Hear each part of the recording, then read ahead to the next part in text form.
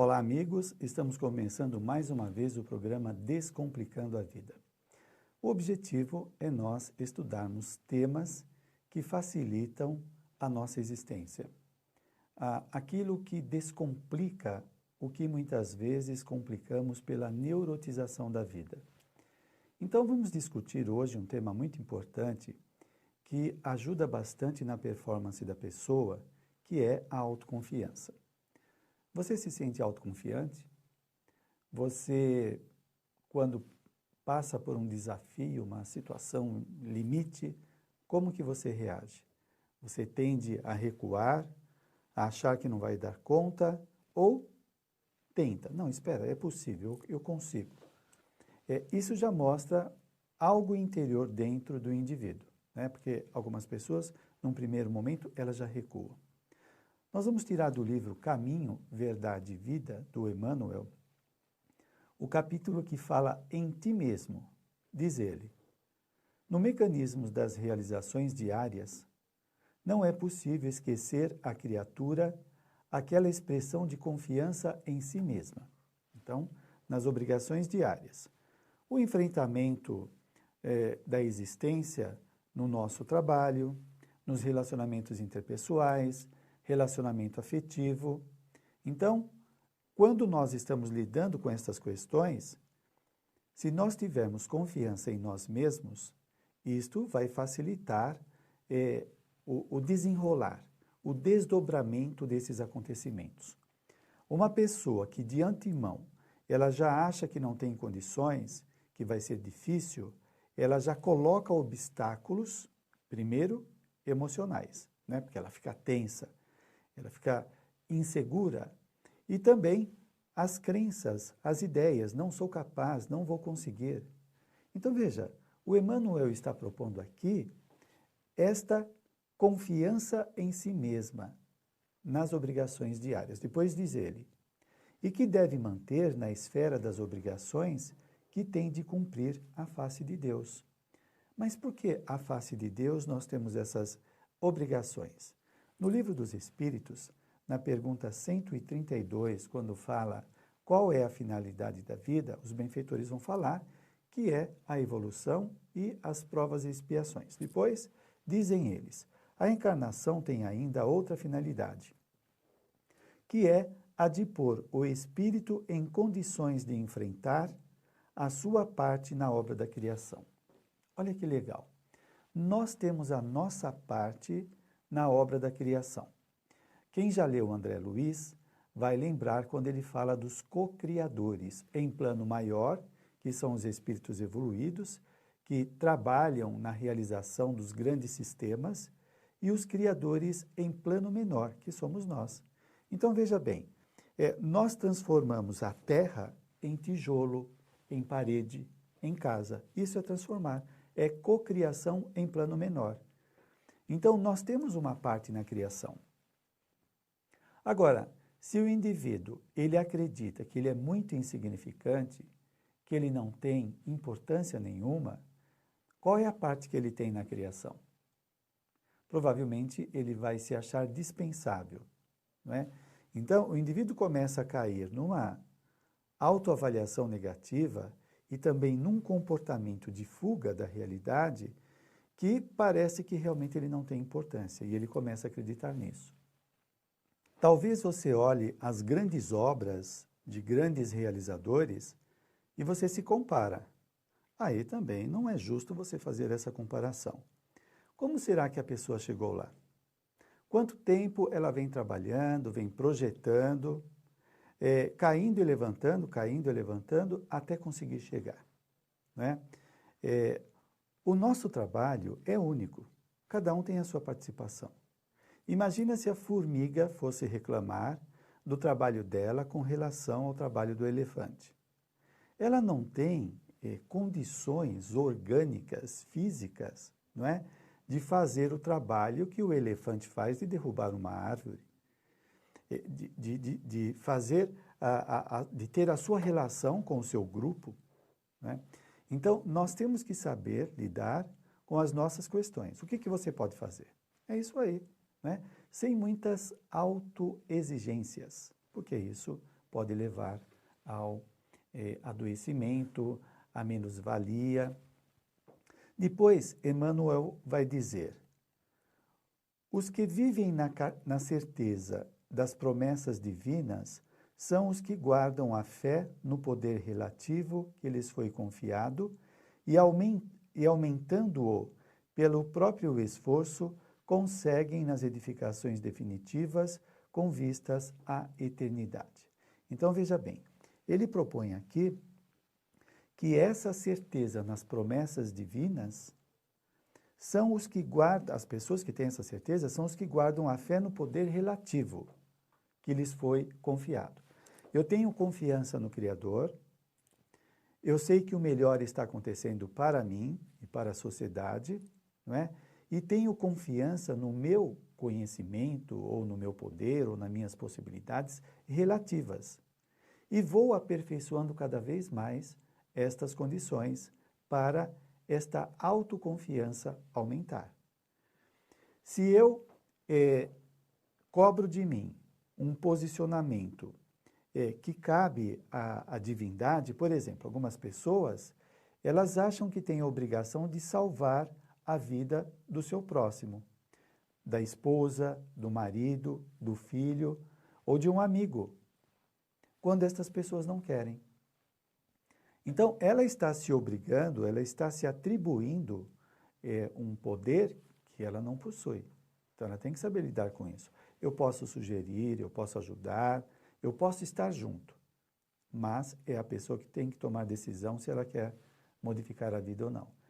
E quando você fez a sua parte, aí você deixa, porque a partir daí é por conta da divindade. Pensa como você se encontra. Nós vamos ao intervalo e já voltamos. Até já.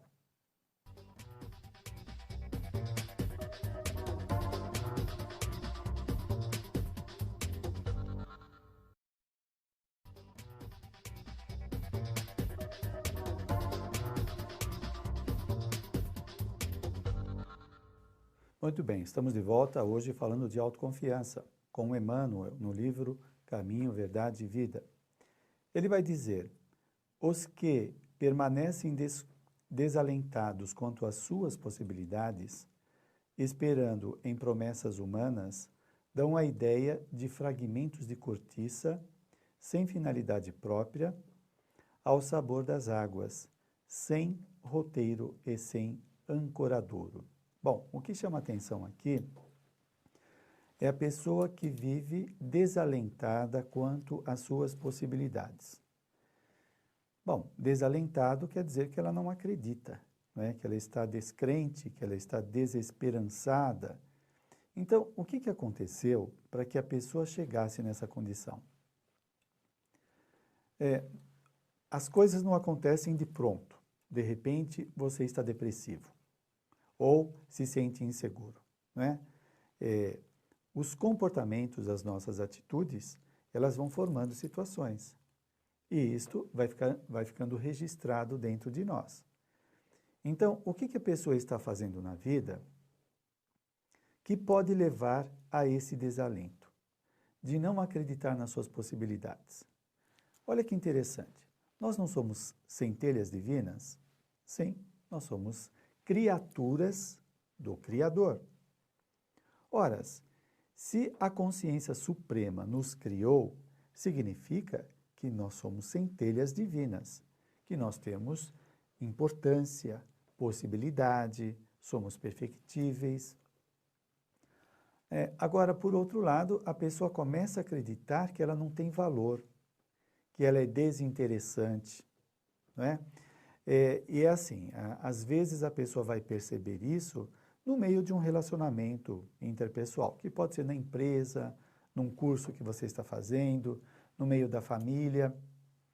De repente, um amigo seu ou um parente fala que fez uma viagem, ou que fez um curso, e você pode se sentir impactado. Por quê? Como você não tem um curso, que talvez fosse importante para você, ou se você acha que aquele curso é super especial, só uma pessoa muito capaz pode fazer, e aí já está implícito que você não é capaz de fazer, isso vai causar um mal-estar. Então, a pessoa, diante desses encontros com os amigos, parentes, ela pode constantemente se sentir comparada, se sentir menos importante. Tudo que os outros falam é mais importante, elas sabem mais, sabem se colocar, só ele não sabe nada. Então, ele está fazendo um aprendizado de se colocar para baixo, de acreditar que ele não tem valor. E, ao mesmo tempo, ele aprende a enaltecer o outro. Tudo que o outro faz tem um significado muito grande, é algo especial. O que ele faz é sem valor. Quem está de fora percebe que o que ele faz é importante, que as suas ideias são pertinentes, né? Mas ele já está tão viciado em se desacreditar que ele acha que não tem importância a sua fala. Ele já está convicto disso. É aí que nós vemos, então, o indivíduo ser um construtor de si mesmo, né, do eu, de forma doentia. Porque ele vai somando essas coisas, esses acontecimentos, né, e vai fazendo avaliações negativas sobre si mesmo. E, obviamente, quando você acredita que não tem importância, ou quando você se acha incapaz, quando você vai fazer algo, isto vai, de alguma forma, estar comprometido por causa da sua performance. Se eu acredito que eu não sou capaz, eu não vou dar o meu melhor. E o resultado não vai ser bom. Não sendo bom, isso vem confirmar a minha crença. Está vendo como eu sou inferior, como eu sou ignorante, como eu sou incapaz? E ele não percebe que foram as ideias que ele alimentou que gerou aquele comportamento empobrecido. Nós temos que prestar atenção nisso, porque a pessoa não se toca, não percebe, e ela pode começar a achar que isso deriva do seu meio social. É a sociedade que faz isso, as pessoas. Não, espera aí. Você é o feitor aí da sua personalidade, você que está construindo. Depois Emmanuel diz: ninguém poderá viver na Terra sem confiar em alguém de seu círculo mais próximo. Né? Nós temos pessoas, pai, mãe, chefe, nós confiamos em pessoas. A afeição, o laço amigo, o calor das dedicações elevadas não podem excluir a confiança em si mesmo diante do Criador. Então, você não pode viver pendurado, dependente de alguém, do seu pai, da sua mãe, do seu chefe, né? E na obra da criação, nós temos a nossa parte. Então, nós não podemos ficar dependendo somente dos outros. Nós temos que dar a nossa contribuição. Olha só, a pessoa às vezes não percebe, quando você se maltrata, quando você se coloca para baixo, você está passando exemplo para os outros, você está servindo de modelo de desvalorização. Você está ensinando como as pessoas mais fracas, mais tíbias, mais indecisas, como elas devem se comportar. Então elas começam a usar esse mecanismo, digamos, neurotizante, né? De se colocar para baixo, de se desprezar, como se fosse ser objetivo, falar aquilo que é. Não, mas eu sou assim, eu só estou falando o que eu sou. Provavelmente não é o que você é, mas é o que você pensa. Então, tem que fazer essa diferenciação, né? Então, essa proposta de Emmanuel, de que ninguém poderá viver na Terra sem confiar em alguém, está aí. Até para confiar no outro, eu tenho que ter alguma coisa minha, né? Eu tenho que ter a capacidade de avaliar. E muitas vezes pode estar comprometido, né? Se eu estiver bastante conflitado nas minhas ideias, crenças, nas minhas atitudes, eu posso achar que tudo que o outro faz é importante, e às vezes não é, né? A pessoa comete os seus equívocos. Como nós estamos aqui num processo de evolução, é claro que todos nós temos os nossos altos e baixos, as nossas facilidades, as possibilidades e as fraquezas, não é? A constatação disso possibilita que nós possamos melhorar. Então, vai aí uma reflexão. Como você se situa nesta classificação de autoconfiança a menos-valia. Você pega aí um degradê, não é?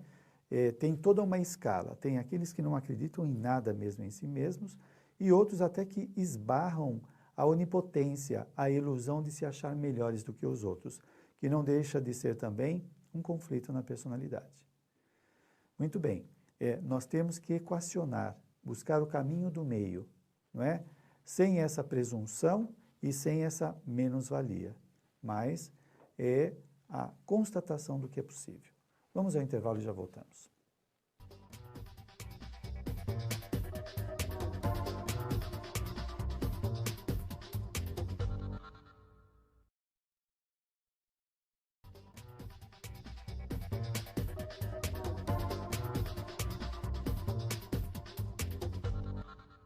Estamos de volta hoje falando sobre autoconfiança.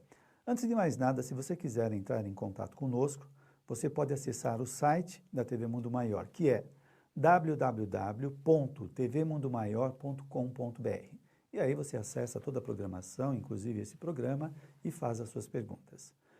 Muito bem, a autoconfiança. Estamos trabalhando aí na construção da melhoria pessoal, né? Olha, antes de mais nada, eu queria dizer o seguinte: não se desiluda.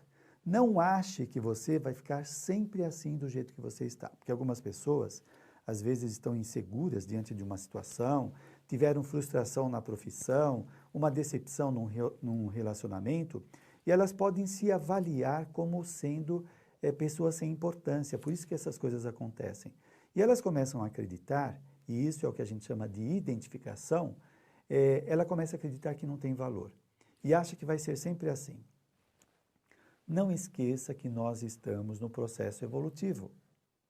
As experiências que estamos passando agora, que são difíceis, pessoas aí intratáveis, dificuldades às vezes físicas, problemas financeiros, alguns conflitos de relacionamentos com o vizinho, com o parente, tudo isso são ensaios, são exercícios de crescimento, de melhoria. Todos nós vamos superar esses limites temporários. Então, isso é importante, você alimentar a esperança, sabendo que tudo que está acontecendo é impermanente, como dizem os budistas. Passam, é transitório, ok? Mas nós estamos trabalhando aqui a questão da autoconfiança. Vamos lá, com o Emmanuel, ele diz o seguinte: na esfera de cada criatura, Deus pode tudo. Sem dúvida, Deus é onipresente, onipotente. Não dispensa, porém, a cooperação, a vontade e a confiança do filho para realizar. Deus não dispensa a nossa parte. Então, aqui, vamos dissecar isso. A cooperação, nós temos que cooperar com as pessoas, com a sociedade. Esta sociedade que você pode estar achando que ela não tem jeito, que ela já está no último estágio da decadência, não é bem assim não, que nós estamos nesse processo de evolução. Você tem a sua cooperação.